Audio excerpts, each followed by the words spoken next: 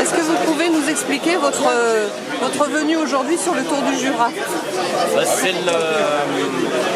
C'est l'organisation, le comité d'organisation qui a demandé à ASO d'envoyer quelqu'un, un représentant d'ASO, parce qu'il y a une similitude entre l'étape d'aujourd'hui et le départ de l'étape du Tour de France au mois de juillet. Toutes les étapes sont retenues en voiture avec un GPS et un logiciel spécial où tout est indiqué. Tout est indiqué, les ralentisseurs, les ronds-points, les rétrécissements, tout ce qui peut avoir une influence sur la sécurité en course, notamment aussi pris en compte, ça n'a rien à voir avec les coureurs, mais pris en compte par exemple pour les poids lourds, une route qui est limitée à 7 tonnes 5, c'est indiqué. On sait que certains véhicules de la caravane ne pourront pas passer par exemple. Donc tout ça est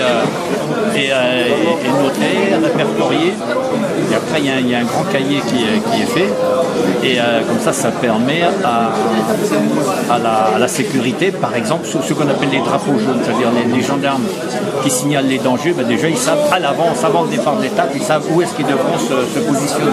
D'accord. Et concernant le Tour du Jura, vous aviez déjà eu l'occasion de venir faire un tour? Oui, je suis venu en 2006 déjà.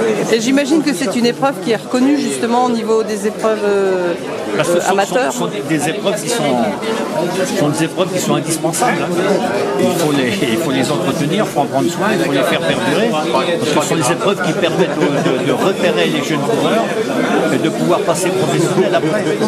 Mais ce qui est important aussi, c'est que ça permet, en traversant les villes et les villages, ça permet à des petits jeunes qui auraient peut-être envie de faire du vélo, mais qui ne savent pas, quand ils voient passer le peloton, certains, ça leur donne envie d'être là-dedans. Et ça crée des vocations, ça crée une émulation, ça crée des vocations.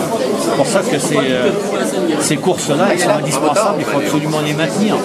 Quand on n'aura plus de courses comme ça, mais dans les années suivantes, on n'aura plus de professionnels non plus.